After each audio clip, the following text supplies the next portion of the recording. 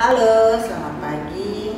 Saya Dr. Agustina, spesialis penyakit dalam yang bekerja di Rumah Sakit Durensawit.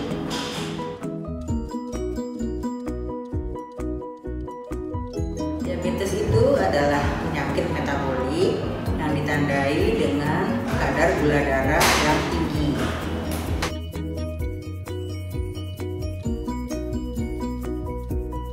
Penyebabnya itu adalah gangguan dari insulin. Jadi di tubuh kita ada zat namanya insulin, dia itu mengatur kadar gula darah kita. Jadi kerjanya atau sekresinya, pengeluarannya yang terganggu bisa menyebabkan kadar gula darah kita jadi tidak teratur sehingga naik.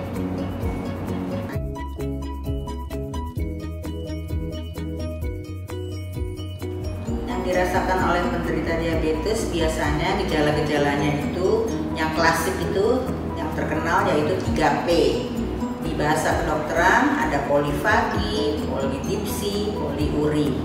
Yaitu polidipsi itu apa sih? Polidipsi itu pasien merasa sering haus.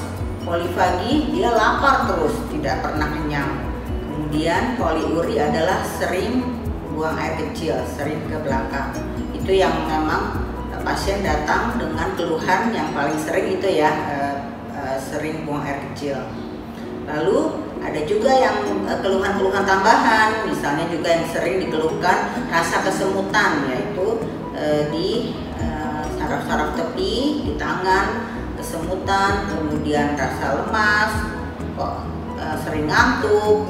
Nah, itu diakibatkan oleh kadar gula darah yang tidak masuk ke sel tubuh. Jadi dia memang kan gula darahnya ada di darah, jadi tidak masuk ke sel tubuh sehingga dia lemas.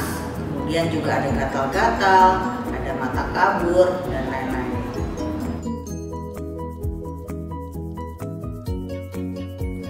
Orang dikatakan diabetes itu, jadi kita bilangnya diagnosa ya, itu tetap berdasarkan laboratorium pemeriksaan gula darah.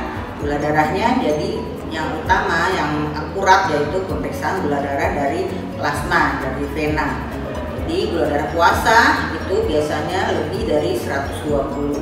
Kemudian gula darah sesudah makan, 2 jam sesudah makan, lebih dari 200. Sekarang ada lagi pemeriksaan yang terbaru yang menjadi patokan, yaitu pemeriksaan HbA1c. Apa itu HbA1c? Itu ialah kadar gula darah kita selama 3 bulan terakhir. Itu sekarang yang sering dilihat. Nah, itu ada angkanya. Jadi biasanya yang lebih dari 6,5 itu kita sudah bisa bilang yaitu penderita diabetes.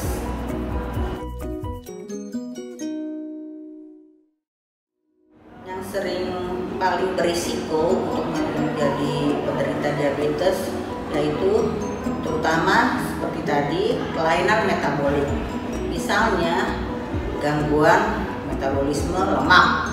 Jadi dia itu obesitas ya, kegemukan.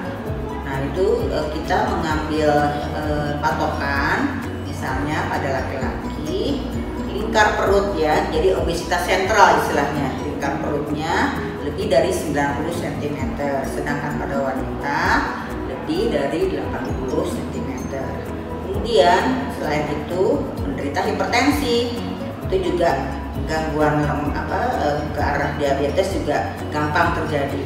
Kemudian juga satu lagi yaitu penderita lemak sendiri, gangguan lemak, misalnya kolesterol atau trigliserid.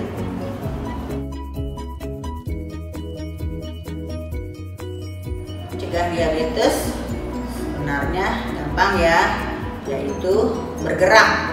Jadi prinsipnya harus ada olahraga, ya jalan santai misalnya pada orang tua, atau lari atau naik sepeda pada orang usia yang lebih muda, berenang. Jadi banyak sekali kegiatan yang sehat itu kan, olahraga, jadi bergerak. Jadi prinsipnya jangan mager.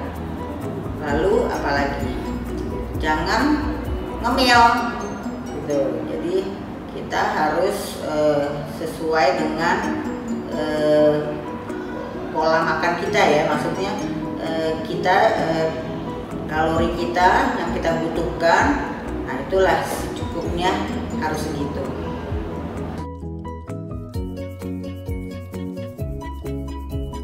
Makanan disarankan seperti pada umumnya yaitu 4 sehat 5 sempurna. Tetap bukannya orang diabetes tidak boleh makan nasi, bukan.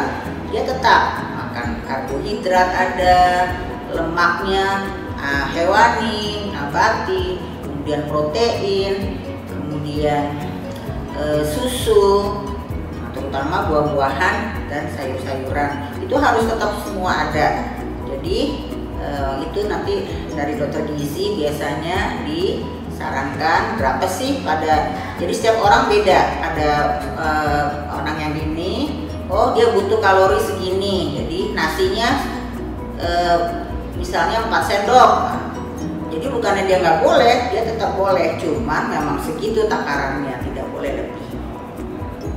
Baik sahabat Yosua, demikianlah penjelasan saya tentang penyakit diabetes.